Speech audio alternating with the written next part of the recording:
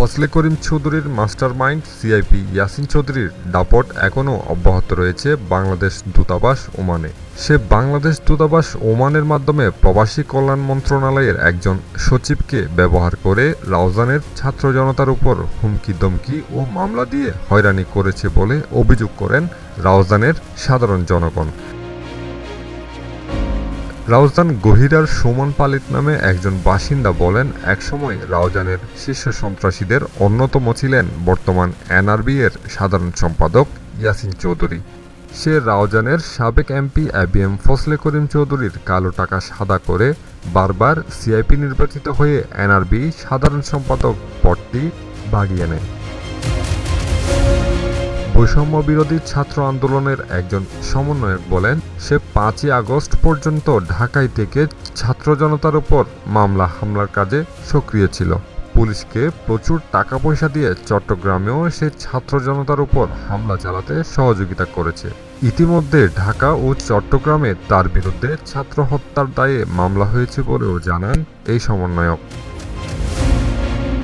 নজরুল ইসলাম নামে ওমানের একজন ব্যবসায়ী বলেন, সে এনআরবি সম্পাদক পরিচয় দিয়ে দেশের প্রশাসনকে বিব্রত করছে। বর্তমান ছাত্র জনতার নতুন সরকার দেশে কাজ করলেও এখনও ওমান বাংলাদেশ দূতাবাসে তার দাপট অব্যাহত রয়েছে। দূতাবাসের সহযোগিতার কারণে সে এখনও ভালো মানুষের মুখোশ পরে আছে। বিশ্বস্ত একটি সূত্র থেকে জানা যায়, ওমানে বসে সে রাউজানের সাবেক এমপি এবিএম ফজলে করিম চৌধুরীর সমস্ত কার্যক্রম পরিচালনা করছে।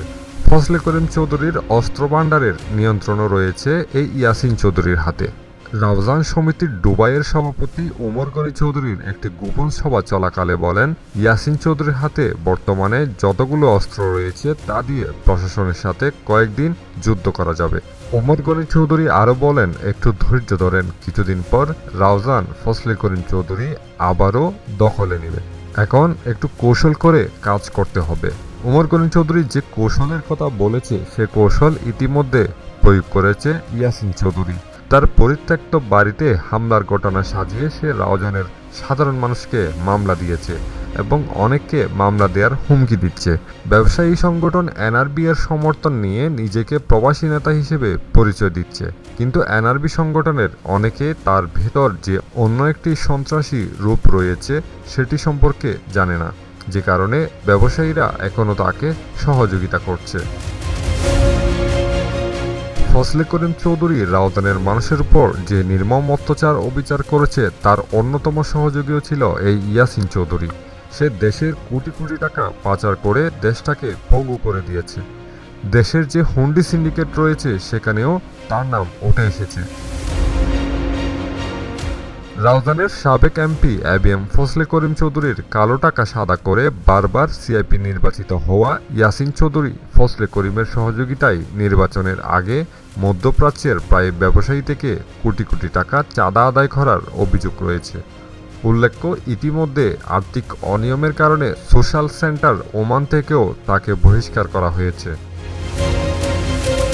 রাউজান চিকদাইরের নিরীহ ফজল কবির হত্যার প্রধান আসামি সিআইপি নামধারী ইয়াসিন চৌধুরীকে অতি দ্রুত আইনের আওতায় আনার দাবি জানিয়েছেন প্রবাসীরা। পাশাপাশি তার এলাকা গহিরা ও চিকদার ইউনিয়নেও তাকে গ্রেফতারের দাবি জানিয়ে সভা-সমাবেশ অনুষ্ঠিত হয়েছে। এ বিষয়ে বর্তমান সরকারের দৃষ্টি আকর্ষণ করেছেন রাউজান ছাত্র জনতার নেতৃবৃন্দরাও।